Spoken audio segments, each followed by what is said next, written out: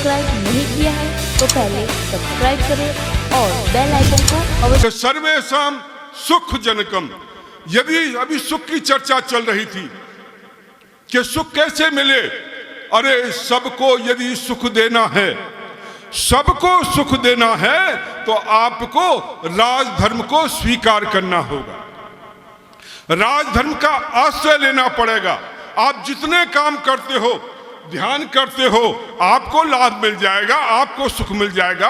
आप हवन करते हो घर में, आप लोगों को जो है सुख मिल जाएगा। यहाँ पर जितने लोग आए हैं बैठ करके हवन कर रहे हैं, इनको सुख मिल जाएगा। परंतु यदि सबको सुख देना है तो सबको सुख देने का एक ही तरीका है, वो है राजधर्म। यदि राज सत्ता आपके पास होती, ऐसे न जाने कितने हवन आप कर सकते थे, ये आपकी पावर में था, आप कर सकते थे। आप संध्या हवन कहां कहां कराना चाहते हो, जितने कॉलेज स्कूल जहां पर जिस ढंग का भी कार्यक्रम चलाना चाहते हो, वो सारे कार्यक्रम आप कर सकते हो। जब हम इंडिविजुअली करते हैं, हम एक गुरुकुल चलाते हैं, एक स्कूल चलाते हैं, कितने चला लेंगे? 2 चला लेंगे, 3 चला लेंगे, और वो भी उस ढंग के नहीं चल सकते। परंतु यदि राज सत्ता आपके हाथ में है, आप सैकड़ों अरे हर गांव में, हर गली मोहल्ले में आप गुरुकुल खोल सकते हो। आपके सारे बच्चे जो हैं वहीं पर जाएंगे, क्योंकि उन्हें जो जॉब मिलनी है वो वहां से मिलनी है। जो वहां से पढ़े होंगे तो उनको जॉब मिलेगी। आपके गुरुकुलों में जाएंगे, जी हर कोई पढ़ाएगा। ये कॉन्वेंट में क्यों जाते हैं? कॉन्वेंट में इसलिए जाते हैं क्योंकि सरकार ने ऐसी शिक्षा पद्धति लागू की हुई है जो अंग्रेजों ने चालू की थी कि उसी को जब आप पढ़ोगे तब आपको नौकरी मिलेगी। उसको हम परिवर्तित नहीं कर पाए। अंग्रेज जब लॉर्ड मैकाले यहाँ पर आया, उसने देखा कि जी क्या हाल है, तो वो उसने सबसे पहला क्या काम किया? सबसे पहले इस देश पर कब्जा करने के लिए, इस देश के लोगों को अपने अधीन करने के लिए यहाँ की शिक्षा पद्धति को बदला था। सबसे पहला काम जो उसके द्वारा किया गया, अंग्रेजों के द्वारा, और उसमें मुख्य रूप जो भूमिका रही लॉर्ड मैकाले की, वो 2 फरवरी 1835 को ब्रिटिश पार्लियामेंट में खड़ा होता है।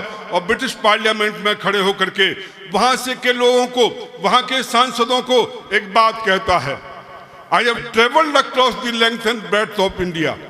मैं हिंदुस्तान के हर कोने में घूमा हूं। I have seen such wealth. मैंने इतना वैभव देखा है इस देश में कि जिसका मैं वर्णन नहीं कर सकता। I have not seen one person who is a beggar, who is a thief. मुझे एक आदमी नहीं मिला जो कि भिखारी हो या चोर हो। इस ढंग का ये देश है। और क्या कहता है? I do not think we would ever conquer this country. मैं नहीं सोचता कि हम कभी इस देश को गुलाम बना पाएंगे। तो क्या तरीका है? Unless we break the very backbone of this nation, that is her spiritual and cultural heritage. जब तक हम इनकी बैकबोन, जो इनकी कमर है, उसको नहीं तोड़ देते, रीढ़ की हड्डी है उसको नहीं तोड़ देते, और वो क्या है? वो वहां की आध्यात्मिक और सांस्कृतिक विरासत, इसको हम खत्म नहीं कर देते, तब तक हम यहां पर राज्य नहीं कर पाएंगे। Therefore, I propose that we should replace her old ancient education system. इसलिए मैं चाहता हूं कि वहां की जो पुरातन जो एजुकेशन की शिक्षा की व्यवस्था है, उसको हम खत्म कर दें और अपनी लागू करें। इससे क्या होगा? इससे ये होगा कि ये लोग जो अंग्रेजी सभ्यता है, अंग्रेजी जो सिस्टम है, जो अंग्रेजों का जो भी सिस्टम है, उसको अच्छा मानना शुरू कर देंगे और अपने से घृणा करना शुरू कर देंगे। उसके बाद हम इनके ऊपर राज्य कर सकते हैं। तो ये उनका दर्शन था और इसलिए महर्षि दयानंद ने उनके षड्यंत्र को समझा। और सबसे पहले महर्षि दयानंद एक ऐसा महापुरुष था जिन्होंने अपनी स्वदेशी शिक्षा व्यवस्था के बारे में सत्यार्थ प्रकाश में तीसरे समुल्लास में पूरा का पूरा विवरण दिया कि हमारी शिक्षा व्यवस्था कैसी होनी चाहिए। क्या जरूरत थी महर्षि दयानंद को ये पूरा चिंतन देने की, क्योंकि वो अंग्रेजों के षड्यंत्र को समझ चुके थे। और महर्षि दयानंद वहीं पर प्रहार करना चाहते थे जहां पर अंग्रेजों ने शुरुआत की थी, जहां पर अंग्रेजों ने प्रहार किया था वहीं पर महर्षि दयानंद ने प्रहार किया था। अरे मैं स्वामी श्रद्धानंद जी ने गुरुकुल कांगड़ी खोला, आप देखो जी क्या उसका इतिहास है, अजीब इतिहास है।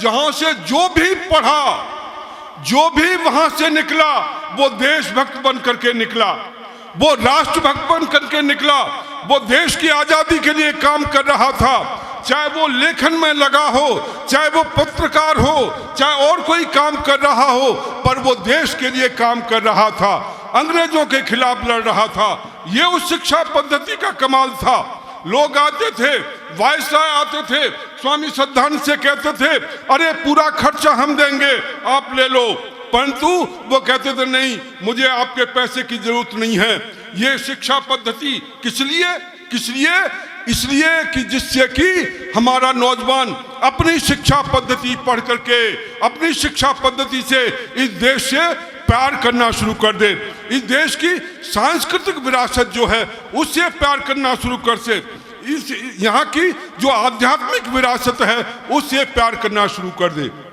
आप देखो आज तक जो भी सरकारें आई, चाहे पहले की आई चाहे आज की सरकारें हैं, किसी ने भी उस शिक्षा पद्धति को स्वदेशी शिक्षा पद्धति में नहीं बदला।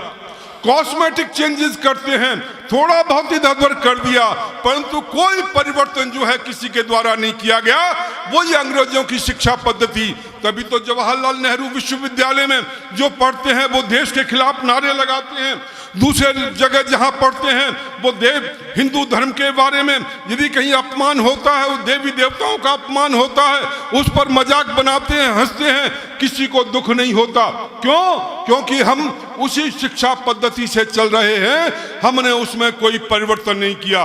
राष्ट्रमान पार्टी ने संकल्प लिया कि हम लोग सबसे पहले यदि कुछ परिवर्तन करेंगे, यदि हम सत्ता में आते हैं तो क्या करेंगे, स्वदेशी शिक्षा पद्धति को लागू करेंगे, जिससे कि अपने लोग, हमारा नौजवान, हमारा बच्चा अपनी सांस्कृतिक विरासत और आध्यात्मिक विरासत को जो है समझ सके, इस देश से प्रेम करने वाला हो, अपनी संस्कृति को प्रेम करने वाला हो। आपने देखा, अरे जी हम गौ हत्या बंद हो इसके नारे लगाते हैं, गौ माता का पालन हो इसके नारे लगाते हैं, हो गया क्या? अरे गौ माता की पालना हो गई क्या?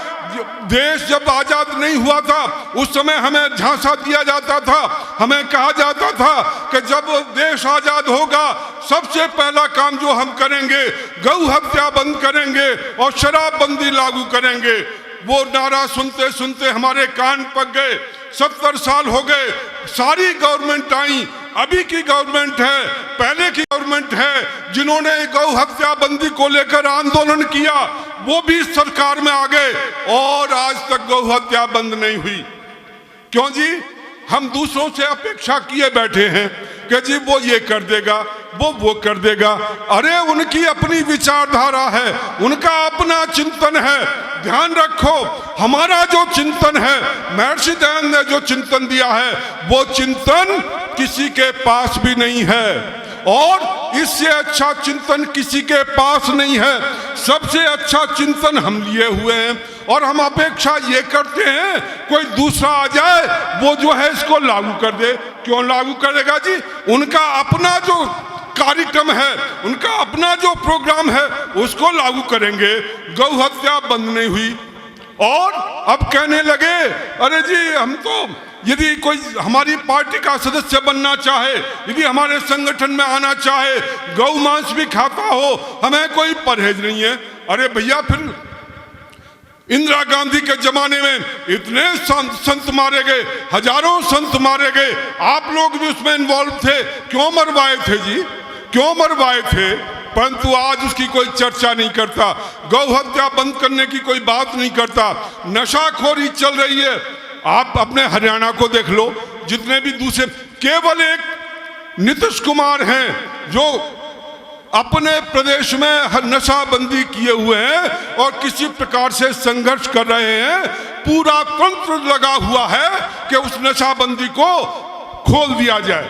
पूरा तंत्र, जितने ठेकेदार, जितने राजनेता, अरे सबसे ज्यादा फायदा तो इसी से मिलता है उनको, तो कोई करने को तैयार नहीं है।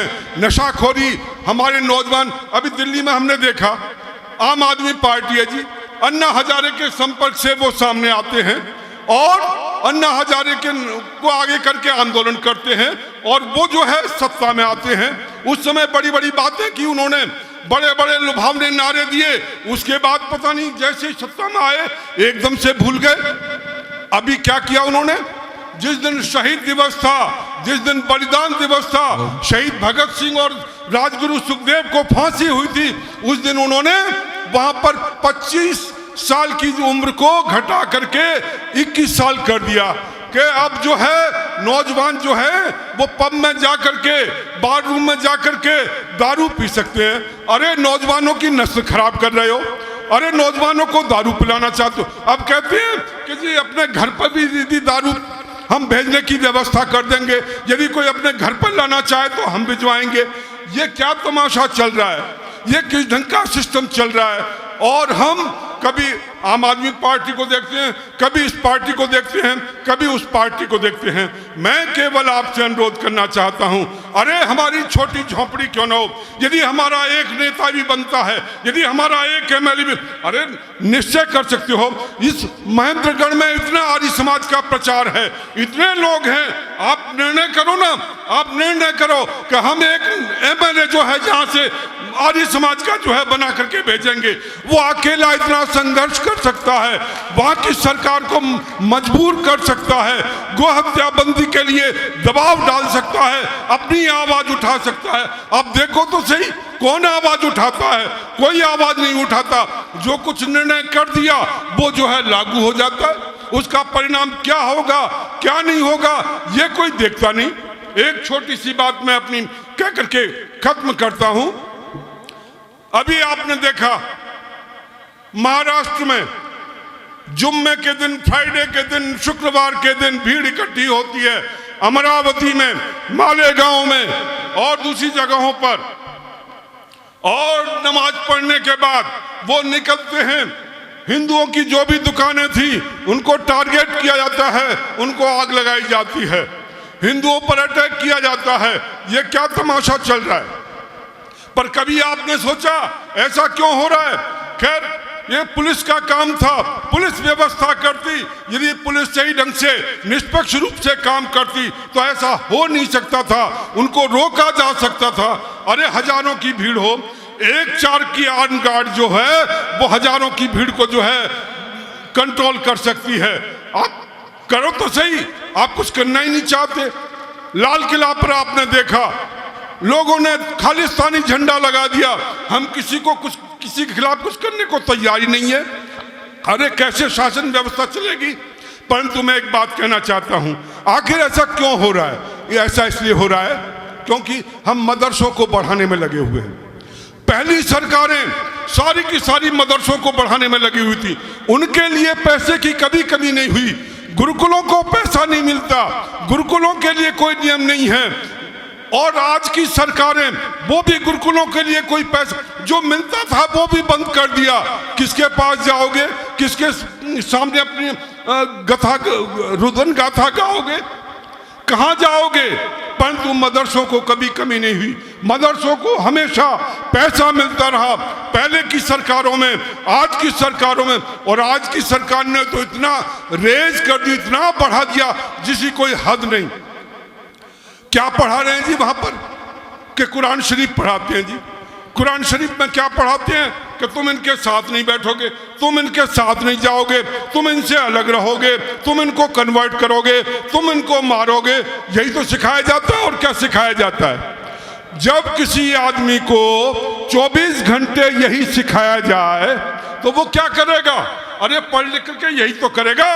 वो यही नारे लगाएगा, इसी ढंग से मारेगा, क्योंकि उसको बचपन से यही सिखाया गया है। मौलाना मौलवी जो भी हैं वो यही सिखा रहे हैं। क्यों जी? हमने अपनी एजुकेशन को उनके हवाले क्यों कर दिया? मौलाना मौलवी के हवाले क्यों कर दिया? फिर सरकारी पैसा क्यों दे रहे हैं? अरे हमारा संविधान सेक्युलर है, हमारा संविधान धर्मनिरपेक्ष है, और हम सांप्रदायिक शिक्षा दे रहे हैं मदरसों में, हम चर्चों में सांप्रदायिक शिक्षा दे रहे हैं, कॉन्वेंट में हम सांप्रदायिक शिक्षा दे रहे हैं। क्यों जी? ऐसा क्यों? हमें कहते हो हम सेकुलर हैं, हमें पढ़ने पढ़ाने का अधिकार नहीं, हमें अपने विद्यालयों में पढ़ाने का अधिकार नहीं, उनको आप पैसा दे रहे हो। और जब वो 24 घंटे यही पढ़ रहा है तो अल्टीमेटली क्या करेगा? और एक नारा दिया गया जी, नारा क्या दिया गया कि हम मदरसों को मॉडर्नाइज करेंगे, मदरसों को आधुनिक बनाएंगे। और आधुनिक बना के क्या करोगे जी? एक हाथ में कंप्यूटर होगा, एक हाथ में कुरान शरीफ होगी। अरे ट्विन टावर्स में अमेरिका में जो अटैक हुआ था और उन पर जो हवाई जहाज जो जिन्होंने लगाए थे और जिनको टक्कर दी थी, वो कौन लोग थे? वो कंप्यूटर पढ़े हुए लोग थे, वो कुरान शरीफ पढ़े हुए लोग थे। क्या यह वही देश में कराना चाहते हो? भाई यदि आधुनिक उनको बनाना है तो ह्यूमन राइट्स की एजुकेशन दो ना। अरे हमारा सत्यार्थ प्रकाश क्या है? इसमें सारे मत, पंथ, रिलीजन, उनकी एक कंपैरेटिव स्टडी है।